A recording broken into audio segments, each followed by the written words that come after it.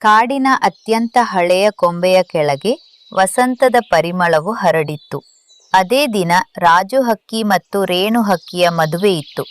ಬಣ್ಣದ ಎಲೆಗಳು ಗಾಳಿಯಲ್ಲಿ ಹಾರಿ ಇಬ್ಬರ ಮೇಲೆ ಬೀಳುತ್ತಿದ್ದವು. ಎಲ್ಲೆಡೆ ಸಂತೋಷವಿತ್ತು.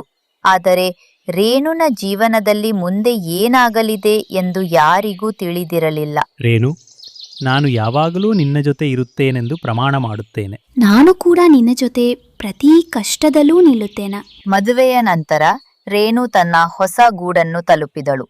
ಅಲ್ಲಿ ಅವಳ ಅತ್ತೆ ಮೀನಾ ಹಕ್ಕಿ ಅವಳನ್ನು ಸ್ವಾಗತಿಸಿದಳು. ಮೀನಾ ಮೊದಲು ನಕ್ಕಳು, ಮುಗುಳು ನಕ್ಕಳು. ಆದರೆ ಅವಳ ಕಣ್ಣುಗಳಲ್ಲಿ ಸಣ್ಣ ಅಹಂಕಾರವಿತ್ತು. ಬಾ ರೇಣು, ಗೂಡನ್ನು ನೋಡಿಕೊ. ಈಗ ಇವೆಲ್ಲ ನಿನ್ನ ಜವಾಬ್ದಾರಿ. ಹೌದು ಅತ್ತೆ, ನಾನು ಸಂಪೂರ್ಣವಾಗಿ ಪ್ರಯತ್ನಿಸುತ್ತೇನೆ. ಕೆಲವು ದಿನ ಎಲ್ಲವೂ ಚೆನ್ನಾಗಿತ್ತು. ನಂತರ ಕಾಡಿನ ಹರಟೆಕೋರ ಗೌರಿ ಕಾಗೆ ಪ್ರತಿದಿನ ಮೀನಾಳ ಕಿವಿಯಲಲ್ಲಿ ಗುಸುಗುಸು ಹೇಳಲು ಹಡಿಯಲು ಪ್ರಾರಂಭಿಸಿದಳು. ಅರೆ ಮೀನಾಕ್ಕ, ನೀವು ಕೇಳಿದಿರಾ? ರೇಣು ಇಡೀ ಊರಿನಲ್ಲಿ ತನಗೆ ಕೆಲಸ ಮಾಡಲು ಬರುವುದಿಲ್ಲ ಎಂದು ಹೇಳಿಕೊಂಡು ತಿರುಗುತ್ತಿದ್ದಾಳೆ. ನಿಜವೇ? ನಾನು ಈಗಲೇ ಇದನ್ನು ನೋಡುತ್ತೇನೆ. ಇದರ ನಂತರ ಮೀನಾಳ ಸ್ವಭಾವ ಬದಲಾಯಿತು. ಅವಳು ಪದೇ ಪದೇ ರೇಣುಗೆ ಬೈಯುತ್ತಿದ್ದಳು. ಕೆಲಸವನ್ನು ಎರಡು ಬಾರಿ ಮಾಡಿಸುತ್ತಿದ್ದಳು ಮತ್ತು ಅವಳಿಗೆ ವಿಶ್ರಾಂತಿ ಮಾಡಲು ಬಿಡುತ್ತಿರಲಿಲ್ಲ. ನೀನು ಕಾಲುಗಳನ್ನು ತಪ್ಪಾಗಿ ಯಾಕೆ ಜೋಡಿಸಿದೆ? ನಿನಗೆ ಏನಾದರೂ ಕೆಲಸ ಮಾಡಲು ಬರುತ್ತದೆಯೇ? ಅತ್ತೆ, ನಾನು ಕಲಿಯುತ್ತೇನೆ. ಕಲಿಯಬೇಕಾ? ಮೊದಲು ಸರಿಯಾದ ಕೆಲಸವನ್ನು ಹೇಳು. ಪ್ರತಿ ಸಂಜೆ ರಾಜು ಮನೆಗೆ ಹಿಂತಿರುಗಿದಾಗ ರೇಣು ನಗುತ್ತಾ ಹೇಳುತ್ತಿದ್ದಳು, ಎಲ್ಲವೂ ಸರಿ ಇದೆ, ನೀನು ಚಿಂತೆ ಮಾಡಬೇಡ. ಆದರೆ ಅವಳ ಕಣ್ಣುಗಳಲ್ಲಿ ಆಯಾಸ ಮತ್ತು ಮನಸ್ಸಿನಲ್ಲಿ ನೋವು ಅಡಗಿರುತ್ತಿತ್ತು. ಒಂದು ದಿನ ಗೌರಿ ಕಾಗೆ ಮತ್ತೆ ಮೀನಾಳ ಬಳಿ ಬಂದಳು. ಅಕ್ಕ, ರೇಣು ರಾಜುಗೆ ಕೂಡ ಹೇಳುತ್ತಾಳೆ, ನೀವು ಅವಳಿಗೆ ಕೆಲಸದಲ್ಲಿ ತೊಂದರೆ ಕೊಡುತ್ತೀರಿ ಎಂದು. ಈಗ ಇವಳು ನನ್ನ ಮಗನಿಗೂ ಪ್ರಚೋದನೆ ನೀಡುತ್ತಿದ್ದಾಳೆಯೇ? ಇಂದು ಅವಳ ಸತ್ಯವನ್ನು ತೋರಿಸುತ್ತೇನೆ. ಆ ದಿನ ರೇಣು ಎಷ್ಟು ಕೆಲಸ ಮಾಡಿದಳೋ ಮೀನಾ ಅಷ್ಟೇ ತಪ್ಪುಗಳನ್ನು ಹುಡುಕುತ್ತಿದ್ದಳು. ಆದರೆ ರೇಣು ಮೌನವಾಗಿದ್ದಳು. ಅವಳು ಯೋಚಿಸುತ್ತಿದ್ದಳು, ಜಗಳದಿಂದ ಮನೆ ನಡೆಯುವುದಿಲ್ಲ. ಆ ಸಂಜೆ ರಾಜು ಬೇಗನೆ ಗೂಡಿಗೆ ಹಿಂತಿರುಗಿದನು. ಮೀನಾ ಜೋರಾಗಿ ರೇಣು ಮೇಲೆ ಕೂಗಾಡುತ್ತಿರುವುದನ್ನು ಮತ್ತು ರೇಣು ಕಣ್ಣೀರನ್ನು ತಡೆದು ನಿಂತಿರುವುದನ್ನು ಅವನು ನೋಡಿದನು. ನೀನು ಎಂದಿಗೂ ಸರಿಯಾಗಿ ಕೆಲಸ ಮಾಡಲು ಸಾಧ್ಯವೇ ಇಲ್ಲ. ನಾನು ಪ್ರಯತ್ನಿಸುತ್ತಿದ್ದೆ. ಸಾಕು, ಇದು ಏನಾಗುತ್ತಿದೆ ಅಮ್ಮ? ಮೀನಾ ಆಶ್ಚರ್ಯಚಕಿತಳಾದಳು. ಹಿಂದೆ ನಿಂತಿದ್ದ ಗೌರಿ ಕಾಗೆ ಸದ್ದಿಲ್ಲದೆ ಹಾರಿ ದೂರ ಹೋಗಿಬಿಟ್ಟಳು. ರಾಜು, ಮನೆ ಕೆಡಬಾರ್ದು ಎಂದು ನಾನು ಏನನ್ನೂ ಹೇಳಲು ಬಯಸಲಿಲ್ಲ. ಆದರೆ ನಾವು ಅನ್ಯಾಯವನ್ನು ಸಹಿಸಿದಾಗ ಈ ಮನೆಯು ಹಾಳಾಗುತ್ತದೆ. ಈಗ ನಾವು ಇಲ್ಲಿ ಇರುವುದಿಲ್ಲ. ನಾನು ನಿನಗಾಗಿ ಹೊಸ ಗೂಡನ್ನು ಕಟ್ಟುತ್ತೇನೆ.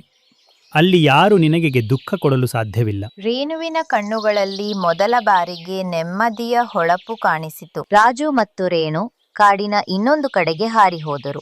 ಅಲ್ಲಿ ಅವರಿಗೆ ಶಾಂತವಾದ, ಬಿಸಿಲು ತುಂಬಿದ ಒಂದು ಎತ್ತರದ ಕೊಂಬೆ ಸಿಕ್ಕಿತು. ಇಬ್ಬರೂ ಸೇರಿ ಹೊಸ ಗೂಡನ್ನು ಕಟ್ಟಲು ಆರಂಭಿಸಿದರು.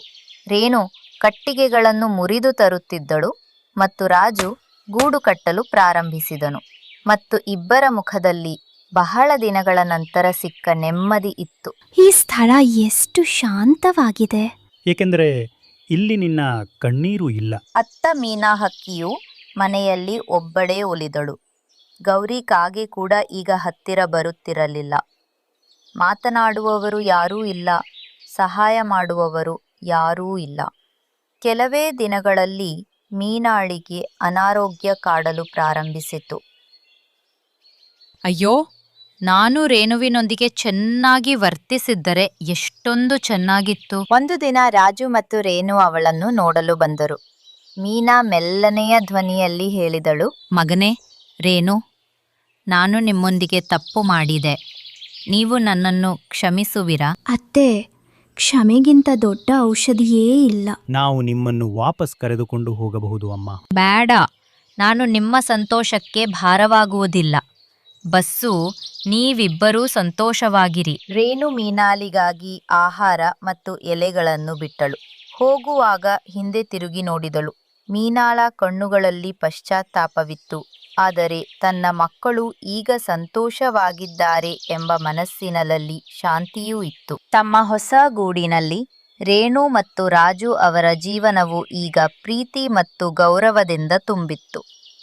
ಚಿಂಟು ಕೂಡ ಪ್ರತಿದಿನ ಹಾರಲು ಹೊಸ ಪ್ರಯತ್ನಗಳನ್ನು ಮಾಡುತ್ತಿದ್ದನು ಮತ್ತು ರೇಣು ನಗುತ್ತಾ ಹೇಳುತ್ತಿದ್ದಳು, ನೋಡು ಚಿಂಟು, ಮನಸ್ಸಿಗೆ ನೋವಾಗದ ಸ್ಥಳವೇ ನಿಜವಾದ ಮನೆ. ಮತ್ತು ಜೀವನವು ಸುಂದರವಾಗಿರುತ್ತದೆ. ಅಲ್ಲಿ ನಾವು ಒಟ್ಟಾಗಿ ಮುನ್ನಡೆಯುತ್ತೇವೆ. ಕಾಡಿನಲ್ಲಿ ಈಗ ರೇಣುವಿನ ಕಥೆ ಒಂದು ಮಾದರಿಯಾಗಿತ್ತು.